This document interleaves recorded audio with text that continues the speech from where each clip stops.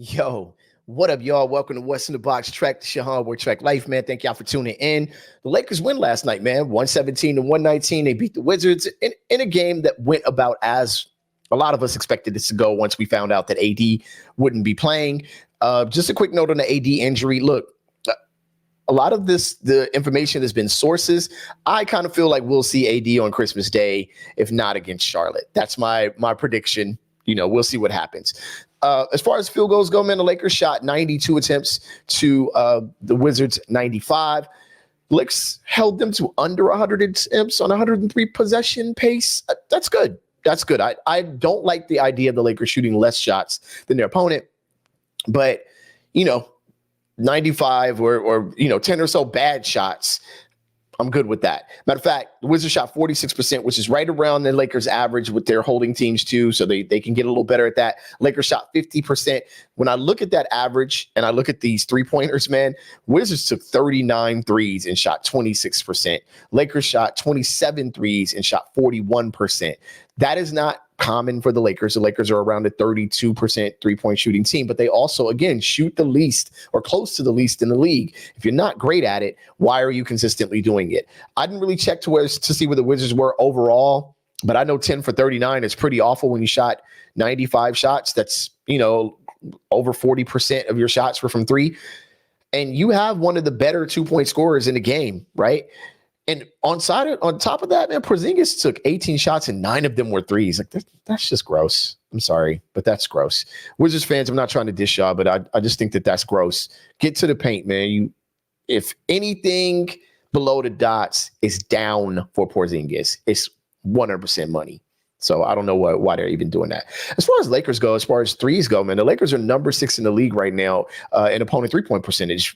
They're doing a lot better defensively in that category for sure. And what I've noticed them doing is, chasing players off the three. They're forcing off-balance threes. They're going over the top of screens. You watch Austin Reeves. You watch, I don't know, man. Pretty much all of them are fighting over the top of these screens and forcing you to take that three-pointer off balance or towards the basket. The Lakers know that they're leading the league in points in the paint. So if they can make this a points in the paint battle, then they have a better chance, right? Than if they make it a 3-point battle, which they would ultimately lose, being that their average is lower than most other teams.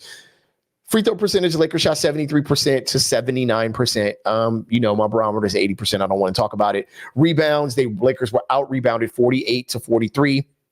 More importantly, the Lakers are out rebounded offensively 10 to 6. They lost the second chance points battle by 4 points as well, 14 to 10. I'm not a big fan of that. Y'all know I don't think I need to repeat that every single episode, but second chance points are important. I know AD is not there, but the Lakers have to make sure that they're stopping that second chance point option. I think the Wizards did a really good job of crashing the boards. Gifford, I might be messing his name up, but I like that dude a lot, man. I like him as a great role player. The assist. Let's talk about this really quickly. So Lakers assisted on about, let's say 60% of their makes, 29 assists. I love that. I love that a lot. The Lakers are 11th in assist to turnover ratio. They're not turning the ball over a lot. So they're 12th in the league in turnovers, but the margin for that is really thin, man. Between 7th and 18th, it's 0.7 difference between those. So the Lakers could be as low as 18th tomorrow night, and 2 nights later, they could be as high as 7th. So I like the fact that they're keeping up with that average and not falling so far. I think anything below 18th, if you guys are looking at stats like me, once you see them fall below 18th, below the 20th, they're in a bad space. That's where you start getting that full turnover difference or even further down. Points off of turnovers where the Lakers forced 10 turnovers from the Wizards. They scored 9 points. 10 points from the Wizards. They scored 10 points from those 10 turnovers. The Wizards forced 9 turnovers from the Lakers and scored 9 points. Russ, we're all on Russ watch for turnovers, had 3, which is a little bit below his average at 3.5. So there's that. Right. Fast break points, man. This is where the Lakers won this game. 21 to 14. And without AD on the floor, they are going to have to do this. But here's the rub. The Lakers are top 5 in the league in fast break points. Did that get you hype? It got me hype. 17.4 fast break points, man. Top 5 in the league. I like that. The Lakers are playing at the second highest pace in the league, only behind the Golden State Warriors at 103 possessions per 48 minutes. I like that. The problem is the Lakers are last place in the league in fast break points allowed at 17.4. Not a fan. Not a fan. So if you pick it up even slightly defensively, you're going to be, margin better if you push the pace, which against the team they're getting ready to face might be a bit much to ask. Points in the paint for the Lakers. The Lakers won that battle. There was a point in the third quarter, though, where this shifted, and that's where the Wizards start to win the game. The Wizards beat the Lakers in the third quarter by 15 points. And most of that was points in the paint. The Lakers took that battle back in the fourth, and that is where they ultimately won this game. Again, second chance points, man. The Lakers gave up 4 more than they made, 14-10. I'm not all for that. Let's talk about this game just a little bit. LeBron had 0 turnovers. Russ did not play in the fourth. There's some discussion about that I'm sure you guys want to have, and I'm sure some pundits have jumped all over, but I think they're a little wrong about where they're going if I can guess their direction. But check this out. Did you guys notice that Schroeder and Thomas Bryant waved Bron off to get those 2 corner threes? Schroeder drove to his basket, drew Porzingis in. Porzingis had to make a choice. I like how Schroeder played this game. He was very aggressive. Kicked out to Thomas Bryant on 2 of those plays. That's 6 points. Then 2-man game between Austin Reeves and Bron, because we all know that anything around the free throw line and down is Austin Reeves' territory. He's going to hit that. He's good at that. So they did a good job of getting good shots down the end, down the stretch. They got good shots. I know that last play was a little busted, but it took 117 points to get there, and the Lakers did very well in the fourth to take this back over. And why do I say anything about this fourth quarter? Well, I gave you guys the stat last time that the Lakers in clutch time, 5 minutes to go, 5-point differential, are the worst offensive team in the league. So in the last 5 minutes, if there's a 5-point differential, the Lakers are 30th, which tells you another thing. The Lakers are now, since they won last night, 1-13 when they're losing going into the fourth. So 13 losses means they were down going into the fourth quarter and could not come back. Part of that is I think that they take dumb shots.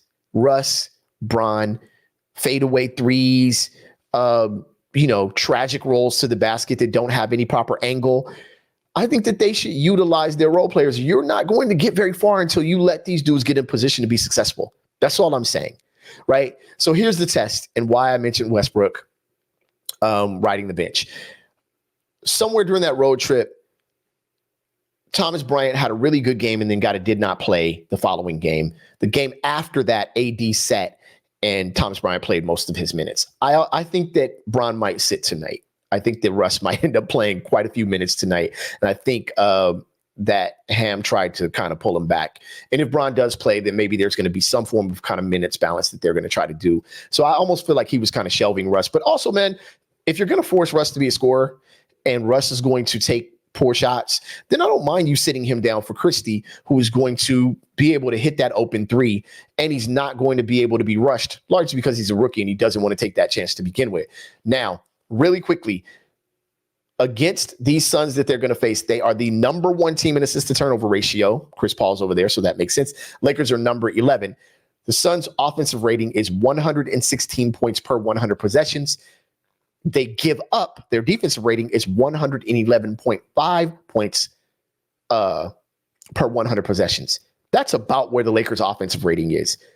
Lakers are going to have to push the pace. They're going to have to score straight up and down. And they're going to have to defend these fast breaks. And they're going to have to continue to chase the Suns off of the 3-point line like they've been doing all these other teams. Because if you're going to make the 3-point line your crutch, then if I'm a coach, I'm defending chasing people off the 3. If that's where you're going, then you're going to have to beat me where I'm best, and that's points in the paint, which the Lakers are number 1 in the league in.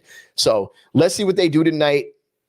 If y'all want a prediction, I predict the Lakers lose tonight overall, and then I need them to take the next 2 games, the Sacramento one being the most difficult, before we go into Christmas. And then there's some discussion about the schedule after Christmas that if you look at that schedule, you might smile a little bit.